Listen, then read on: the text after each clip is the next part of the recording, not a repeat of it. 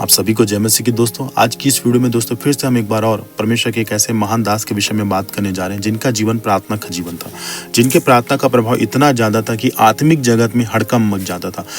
आत्मिक जगत में जो शैतानी जगत है वहाँ पर भय का माहौल आ जाता था। दोस्तों उनकी प्रार्थना का प्रभाव इतना ज़्यादा था, बड़े बड़े अपराधी, बड़े बड़े दुष्ट आत्मा से ग्रसित लोग, नास्तिक लोग उनके प्रार्थना के प्रभाव में आते ही पश्चाताप करने लगते थे, वे रोने लगते थे, वे परमेश्वर को अपना जीवन दे बैठे थे। दोस्तों वीडियो को प्रारंभ करने से पहले मैं आप सभी को फिर से एक बार जय मसीह कहना चाहता हूं। दोस्तों आपसे यही कहना चाहूंगा कि इस वीडियो में पूरा बने रहें। मैं कहना चाहता हूं दोस्तों, जब हम मसीह इतिहास के बड़े बड़े आत्मिक पुण्य स्थान की बात करते हैं तो हमारे सामने बड़े बड़े प्रचारकों के नाम आते हैं। हम चार्ल्स फिनी, जॉन वेस्ली या बिली ग्राहम जैसे महान कलीसिया के स्तंभों को याद करते हैं, लेकिन क्या आप जानते हैं कि स्वर्ग के रिकॉर्ड में एक ऐसा नाम दर्ज है जिसे दुनिया के मंचों ने कभी नहीं देखा, लेकिन जिसके घुटनों के बल आने से नरक का साम्राज्य कांप उठता था। आज हम बात कर रहे हैं फादर डेनियल नैस के बारे में। जी हाँ दोस्तों, मसीह इतिहास में प्रार्थना का प्रेरित कहा जाने वाला एक ऐसा परमेश्वर का दास जो कभी मंच पर नहीं गया, जिसने कभी माइक हाथ में लेकर प्रचार नहीं किया, लेकिन जब वो प्रार्थना करते थे तो बड़े बड़े नास्तिक, पापी और दुष्ट आत्माओं से जकड़े लोग बिना प्रचार सुने ही घुटनों पर आ जाते थे।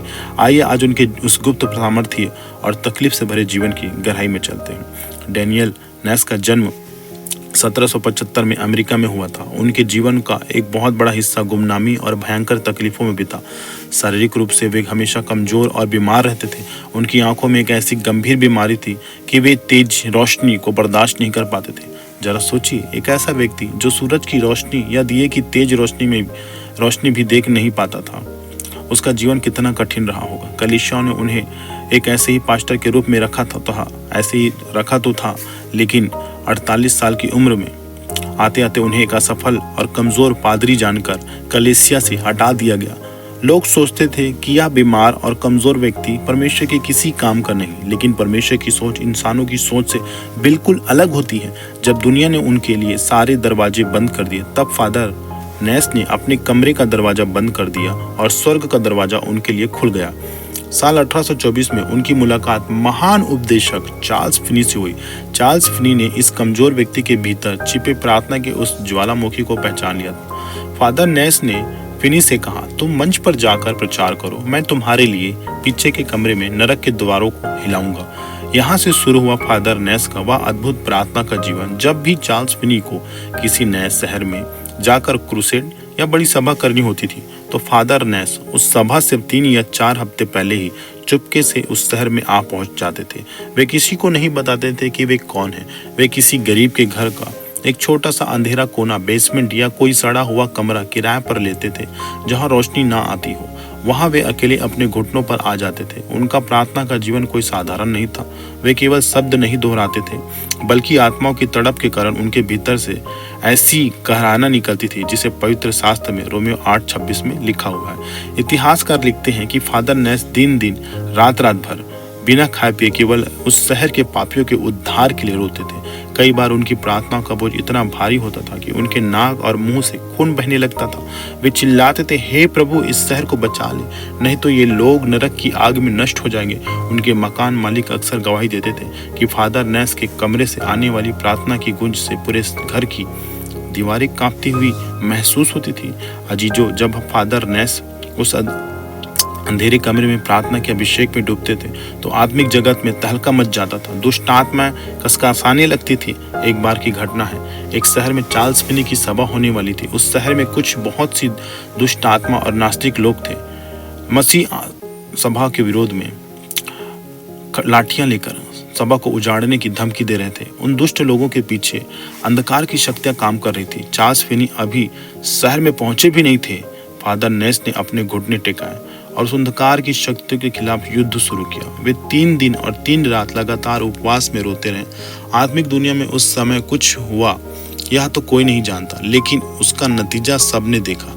चौथे दिन उस विरोधी गैंग का जो सबसे मुख्य लीडर था, जो दुष्ट आत्मा के प्रभाव में आकर मसीहों को मारने की योजना बना रहा था, वह अचानक बीच रास्ते में अपने घोड़े से नीचे गिर गया।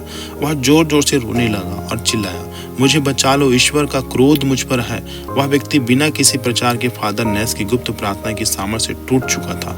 दुष्ट आत्माएं उस शहर को छोड़कर भाग चुकी थी। जब चार्ल्स फिनी उस शहर में पहुंचे और उन्होंने जैसे ही मंच पर कदम रखा, पूरा माहौल पहले से ही पवित्र आत्मा की उपस्थिति से भरा हुआ था। फिनी ने अभी प्रचार शुरू भी नहीं किया था और लोग अपनी सीटों से गिर गिर कर रोने लगे, अपने पापों को मानने लगे। दुष्ट आत्मा से ग्रसित लोग चीखते हुए चंगे होने लगे। आप सोच रहे होंगे कि जब फादर नेस खुद कभी सभा के पास जाते थे तो क्या होता था। इतिहास गवाह है, फादर नेस कभी मुख्य मंच पर लाइटों के सामने या लोगों की नजरों में नहीं आते थे। वे हमेशा सभा के पंडाल के पीछे या किसी पेड़ की ओट में या कलीसिया के किसी पीछे आखिरी बेंच पर बैठ जाते थे। लेकिन उनका अभिषेक इतना भारी था कि भले ही लोग उनका चेहरा नहीं जानते थे, पर पवित्र आत्मा की उपस्थिति उन्हें पहचानती थी। जब वे चुपचाप कलीसिया के पिछले दरवाजे से अंदर दाखिल होते थे तो कलीसिया के माहौल में एक भारीपन, एक पवित्र डर छा जाता था। जो लोग आपस में बात कर रहे होते थे वे अचानक चुप हो जाते थे। प्रचारक जो मंच पर खड़ा होता था तो उसे अपने शब्दों में एक अजीब सी दिव्य अधिकार महसूस होने लगता था। चार्ल्स फिनी ने अपनी डायरी में लिखा है, जब फादर नेस प्रार्थना करना बंद कर देते थे तो मेरे शब्दों की सामर्थ्य खत्म हो जाती थी, लेकिन जब वे पंडाल के किसी कोने में बैठकर अपनी आंखें बंद करके केवल अपने होंठों को हिलाते थे तो मंच पर बड़े खड़े होकर ऐसे लगता था जैसे मेरे शब्दों के पीछे बिजली कड़क रही है। लोग प्रचार सुनते ही पश्चाताप के आंसू में डूब जाते थे। यह था एक छुपे हुए दास का जबरदस्त अभिषेक। दिसंबर 1831 की बात है। कड़ाके की ठंड पड़ रही थी और जमीन पर बर्फ जमी हुई थी। फादर नेस तब भी घुटनों पर थे, आत्माओं के लिए रो रहे थे। प्रार्थनाओं की इसी अवस्था में अपने घुटनों के बल ही उनका प्राण उड़ गया। वो परमेश्वर के साथ चले गए। प्रार्थना करते करते स्वर्ग ही चले गए। उनकी मृत्यु के बाद अमेरिका के उस बड़े आत्मिक पुनरुत्थान की लहर अचानक थम सी गई। चार्ल्स फिनी ने रोते हुए कहा, मेरा प्रार्थना का योद्धा चला गया, अब कलीसिया का वह बल नहीं रहा। फादर नेस को एक बहुत ही साधारण छोटी सी कब्र में दफनाया गया। दुनिया ने उन्हें कोई मेडल नहीं दिया, किसी अखबार में उनकी बड़ी फोटो नहीं छिपी, लेकिन उनकी कब्र के पत्थर पर आज भी जो शब्द लिखे हैं वे हर विश्वासियों को चुनौती देते हैं। वहाँ लिखा है, डेनियल नास की प्रार्थना का एक बड़ा भाग वहाँ पर लिखा है। मेरे प्यारे भाइयों बहनों, आज कलीसिया को बड़े बड़े मंच पर संभालने वालों की उतनी जरूरत नहीं है जितनी फादर नेस जैसे गुप्त कमरों में रोने वाले योद्धाओं की है।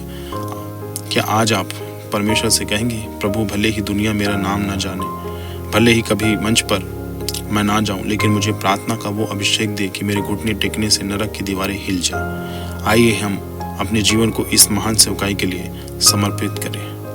आप सबको जय मसीह की। प्रभु इस वीडियो के द्वारा, इस मैसेज के द्वारा आपको आशीष दिया होगा। इस गवाही के द्वारा आप जरूर आशीष पाए होंगे। मैं चाहूँगा कि हमारे साथ आप जुड़े, हमारे चैनल को सब्सक्राइब करें